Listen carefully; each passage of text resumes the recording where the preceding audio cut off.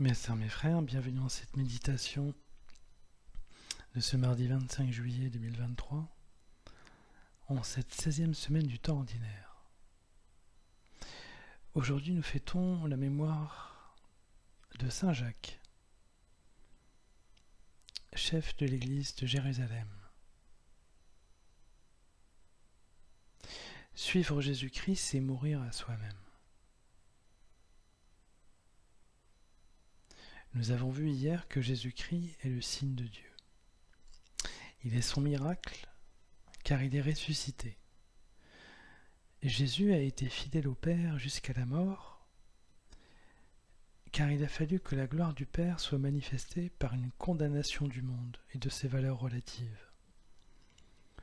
Jésus a porté les péchés passés, présents et à venir, et ce faisant, il a enveloppé de lumière les ténèbres du monde qui sont sous l'influence du mal, la domination de la mort et du péché. De la même manière que Jésus-Christ a accepté de mourir pour renaître en donnant au monde la possibilité de la sanctification en Dieu, il nous faut suivre son exemple, de mourir à ce que nous sommes profanement pour renaître en Christ. C'est ce que nous dit l'apôtre Paul dans sa 2e lettre aux habitants de Corinthe. Toujours nous portons dans notre corps la mort de Jésus, afin que la vie de Jésus, elle aussi, soit manifestée dans notre corps. En effet, nous les vivants, nous sommes continuellement livrés à la mort à cause de Jésus, afin que la vie de Jésus, elle aussi, soit manifestée dans notre condition charnelle vouée à la mort. Ainsi, la mort fait son œuvre en nous et la vie en vous. Si nous formons le corps mystique de Jésus-Christ, si nous devons la vie au Père et le sens de la vie au Fils, il nous faut comprendre que nous ne dépendons que de Dieu et pas du monde, même si nous sommes dans le monde. Alors les circonstances de la vie se chargeront évidemment de nous mettre à l'épreuve en général et nous aideront à méditer. Elles servent au moins à cela, malgré leur violence. Mais elles se chargeront aussi en particulier de tenter et de tester notre foi et la passeront au crible.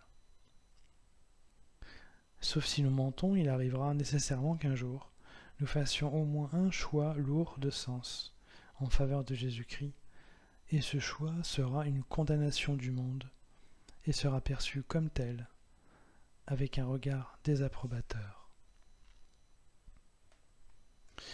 Cela pourrait être le fait, ce qui a été mon cas et notre cas, cela pourrait être le fait de renoncer ouvertement à l'esprit de compétition sur le plan professionnel, ou de changer de métier pour être plus en relation avec des personnes qui avaient besoin d'un adulte référent, comme être enseignant ou être éducateur, ou bien d'avoir expliqué au médecin durant une grossesse sur le refus de subir une amniosynthèse risquée pour détecter la trisomie 21 et de prévoir ainsi d'accepter l'éventualité d'avoir un enfant trisomique. On pourrait continuer la liste, car la vie est faite d'un ensemble et d'une succession de choix qui finissent par lui donner une cohérence. Naturellement, je ne pose pas du tout un exemple, car j'ai mis au contraire du temps à comprendre tout ça. Finalement, il est plus simple pour soi et pour les autres de dire la vérité par rapport à nos convictions. Plus jeune, je n'osais pas toujours le faire, car on est toujours bombardé par de multiples exigences profanes de tous les côtés, en particulier dans le monde professionnel. Avec le temps, on apprend à relativiser toutes ces exigences et on laisse Dieu se placer au cœur de notre vie. Je regrette cela maintenant que je suis plus vieux, de n'avoir pas profité de ma jeunesse pour dire les choses telles qu'elles étaient. Je me suis trop conformé au monde et j'invite vraiment les jeunes générations à ne pas le faire. Restons bienveillants, mais sans rien abandonner de ce qui vient de Dieu et qui fait de nous ce que nous sommes.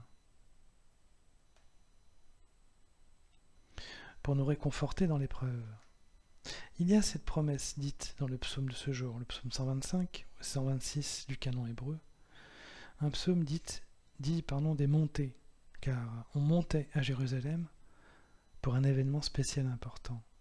Lorsqu'il est dit, notamment verset 5, qui est important, « Qui sème dans les larmes moissonne dans la joie ». Ce psaume est un psaume de reconnaissance et de joie, qui relate le retour joyeux des Hébreux en terre promise après l'exil à Babylone. Israël, comme nous, a beaucoup souffert à Babylone. Ce sont souvent les circonstances difficiles et tragiques qui nous forment et nous rapprochent de Dieu. Personnellement, je rends grâce à ce que j'ai pu vivre de difficile sans le souhaiter à nouveau, même s'il m'a fallu du temps pour mieux percevoir la pédagogie du Père dans ces événements. Ce verset que j'ai cité, le verset 5 du psaume 125, « Qui sème dans les larmes moissonne dans la joie », était un verset qui s'est appliqué à sainte Monique, la mère du grand théologien saint Augustin, qui a longtemps prié dans les larmes pour que son fils, qui était enfoncé dans le siècle, dans les plaisirs, dans les joutes intellectuelles, les joutes philosophiques, pour que son fils se convertisse et abandonne sa vie profane. Je vous renvoie à l'ouvrage de saint Augustin, Les Confessions, où il relate sa vie personnelle et il parle beaucoup de sa mère. Les circonstances et les obstacles que nous pouvons rencontrer dans la vie sont en général donc des biens donnés par Dieu pour progresser. Notre difficulté, justement, est le manque de connaissance de l'enchaînement des causes et des effets dans nos vies. L'expérience la plus radicale a été celle de Job, qui avoue à Dieu à la fin de son épreuve « C'est par oui dire que je te connaissais. Maintenant mes yeux t'ont vu. »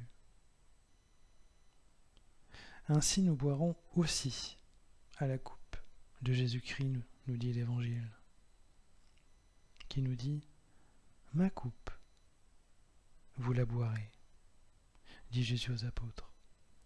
Mais la transfiguration aura permis de comprendre que les vérités dernières seront éternelles et que nous aurons droit à une contemplation mystique de la réalité de Dieu, tout comme sainte Monique et saint Augustin, mère et fils, qui connurent à Ostie une expérience commune de contemplation de la vie éternelle des saints et de l'être même de Dieu.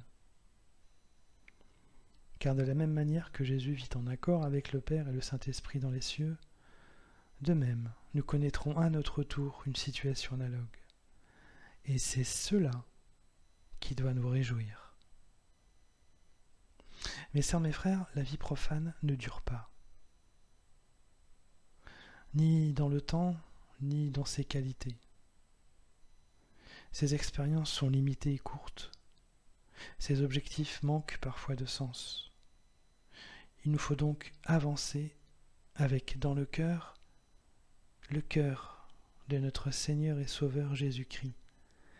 Il nous faut rester vigilants sur ce que l'Esprit nous demande et nous conseille de faire. Il nous donnera aussi les meilleures façons de répondre.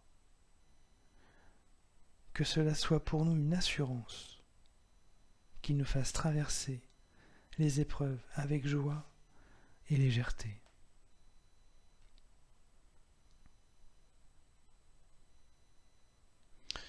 Mes sœurs, mes frères, après cet instant de méditation sur le fait de suivre Jésus-Christ, qui est une façon de mourir à nous-mêmes, je nous invite à la prière. Ô Seigneur Jésus-Christ, tu es la voie. Ton chemin a été étroit et difficile, mais tu as fini en vainqueur. Donne-nous la force de résister durant les épreuves, afin que notre foi et notre joie soient parfaites, et que notre vie soit pleinement sanctifiée. Garde-nous dans ton regard, celui avec lequel tu priais le Père, afin que nous connaissions ensuite avec toi ton bonheur céleste. Amen.